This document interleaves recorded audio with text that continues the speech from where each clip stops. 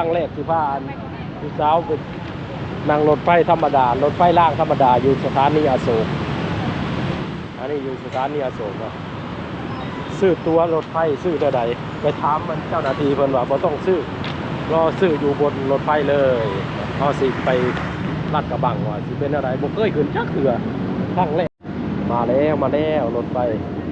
มาจากในเมืองและสิพามาเบิ่งเลยว่าค่ารถไฟรางธรรมดานี่จากสถานีอโศกไปลาดกระบังมันสิหลายปานใดเนาะพี่น้องเพราะว่าเฮาบ่เคยขึ้นรถไฟแบบนี้จักเทื่อเนาะไปติดตามรับชมนํกันเลยสบายดีสวัสดีเนาะเปิดนี่ครั้งแรกที่พาผู้สาวไปนั่งรถไฟธรรมดารถไฟรางธรรมดาอยู่สถานีอโศกอันนี้อยู่สถานีอโศกเนาะซื้อตั๋วรถไฟซื้อเท่าใดไปถามมันเจ้าหน้าที่เพิ่นว่าบ่ต้องซื้อรอซื้ออยู่บนรถไฟเลยเฮาสิไปลาดกระบังว่าสิเป็นอะไรบ่เคยขึ้นจักเทื่อครั้งแรกเอามานั่งรอรถไฟอยู่สถานีอโศกก่อนเนาะกับชุมสาวๆพามาประจนภัยไปถ่ายรูปบ่ถ่ายได้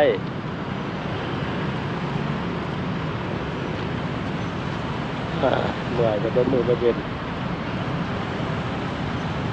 อันนี้ก็สีคำแล้วเนาะ5:40 กว่าแล้ว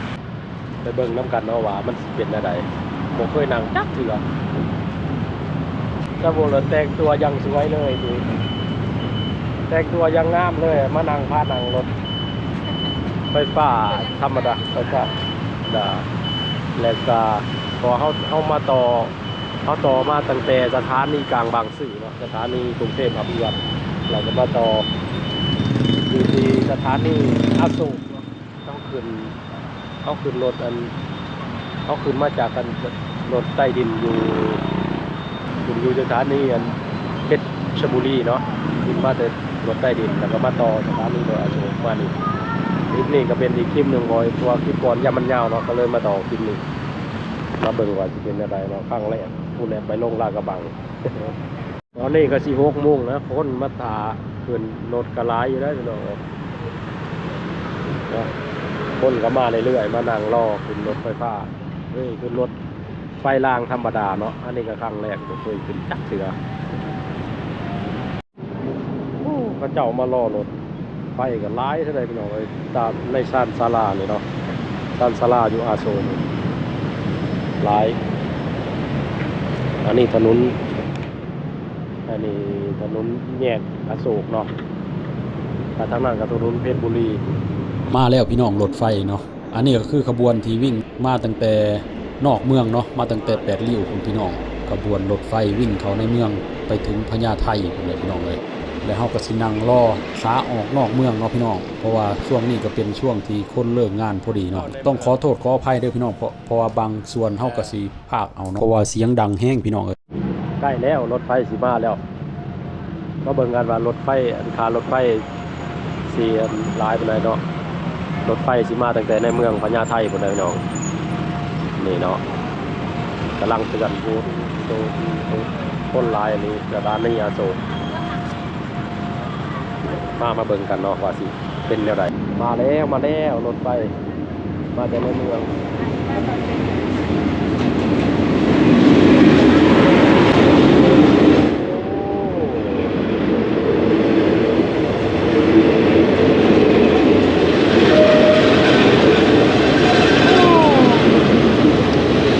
รถไฟประเทศไทยพี่น้องนะโอ้ยยังหลายเลยนะขึ้นมันที่เป็นอะไรเนาะปลาพี่น้องเอ้ยคนหลายขนาดได้เนาะคอยก็เป็นประสบการณ์ครั้งแรกเลยนี่บ่เคยขึ้นจักเถื่อเนาะแล้วก็คอยบ่เคยคิดเลยว่าคนที่อยู่รอบนอกที่เดินทางเข้ามาเฮ็ดงานอยู่ในเมืองกรุงนี่ก็สิใช้รถไฟรางธรรมดาแบบนี้เนาะหลายพี่น้องเอ้ยยามมาแรงก็ลอกกันขึ้นรถโอ้ยเนาะนี่แหละความวุ่นวายของการเดินทางมาเฮ็ดงานอยู่ในเมืองกรุงพี่น้องเอ้ย โดยความเกรงใจขอยก็กล้อขึ้นเป็นคนสุดท้ายเนาะคนนำหลังพี่น้องเอ้ยขึ้นมาแล้วก็สิแบบนี้แหละเลือกมองนั่งมองไฟมองมันเนาะส่วนคนที่มีตั๋วจองตั๋วแล้วก็สิมีมองให้นั่งแบบอย่างดีเนาะพี่น้องโอ้นี่บ่พี่น้องรถไฟรางธรรมดาเนาะบางที่ถ้ามองนั่งเต็มเฮาก็ต้องได้ยืนนะพี่น้องคือนี่แหละนี่เนาะเอาจริงๆแล้วเนาะขึ้นมาแล้วบ่ฮู้ว่าเพิ่นสิจอดให้สถานีใดเฮาก็ยังบ่ฮู้เลยพี่น้องอันนี้ข่อยกับประสบการณ์แรกคือกันเนาะบ่ฮู้ว่าสิถามไผข่อยก็เลยต้องมีแต่อาศัยเบิ่งในอันแมปเอาเนาะว่าฮอดไสย่านลงทางพี่น้องเอ้ยถ้าผู้ใดเคยขึ้นก็คอมเมนต์มาเว้ามาคุยกันในเด้อพี่น้องเอ้ยเพราะว่านี่ก็เป็นครั้งแรกของซุ่มข่อยคือกันเนาะแต่ว่าพี่น้องตามที่ในรถไฟที่ข่อยเห็นนี่เพิ่นก็มีห้องน้ำให้อย่างดีนะพี่น้องเอ้ยแต่เสียดายเนาะเป็นบรรยากาศตอนกลางคืนมันอาจสิบ่เห็นวิวเวลารถไฟแล่นเนาะพี่น้องเอ้ยถ้าเป็นกลางเว้นนี่โอ้ยคือสิแบบ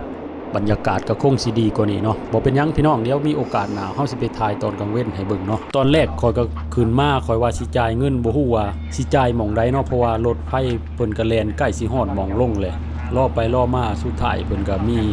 คนมาเก็บเงินคือกระเป๋ารถเมล์เนาะแต่ว่าอันในรถไฟนี่เพิ่นเอิ้นหยังพี่น้องนายรถไฟบ่พี่น้องผู้ใดฮู้ก็คอมเมนต์มาบอกหน่อยเด้อพี่น้องเอ้ยเขาเจ้าเอิ้นหยังข่อยก็บ่ฮู้คือกันเนาะฮู้บ่ว่าพี่น้องค่ารถไฟแล่นจากอโศกมาฮอดลาดกระบังเนาะ4 บาทเองได้พี่น้องเอ้ยโอ้ยอันนี้แหละคือข่อยอึ้งเลยค่ารถไฟจำเพาะคนที่เดินทางเข้ามาเฮ็ดงานในเมืองเพิ่นใส่รถไฟนี่คนที่อาศัยรถไฟก็เขามาเฮ็ดงานในเมืองนี่หลายขนาดเนาะพี่น้องและการรถไฟวิ่งก็บ่ได้ช้าได้พี่น้องเอ้ยก็ไวพอสมควรเนาะพอสักพักหนึ่งเฮาก็สิมาฮอดลาดกระบังได้พี่น้องบาดนี้สถานีลาดกระบังเนาะมาฮอดนี่ก็รู้สึกว่าคนสิลงหลายเป็นพิเศษได้พี่น้องเอ้ยนี่เนาะคอยก็เพิ่งฮู้ว่าอ๋อ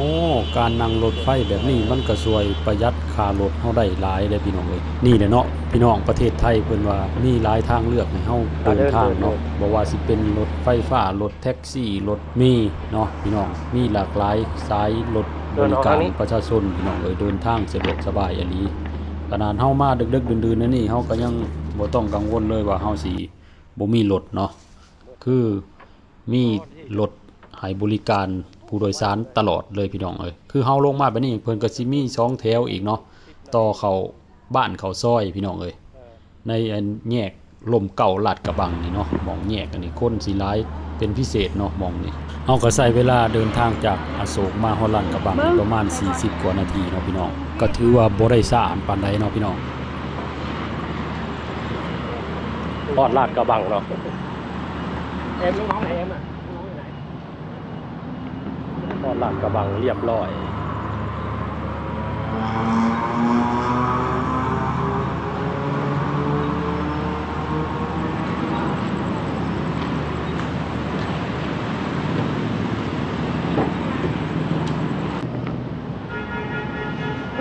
ฮอดพี่ฮอดลาดกระบังใช้เวลาประมาณ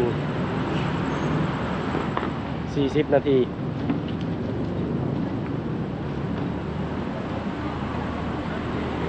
เรื่องถ่ายวิดีโออยู่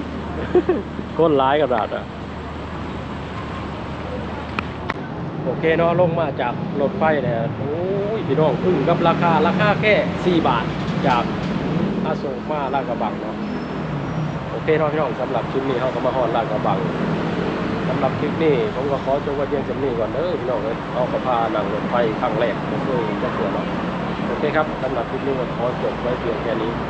สบายดีสวัสดีไว้เจอกันคลิปหน้า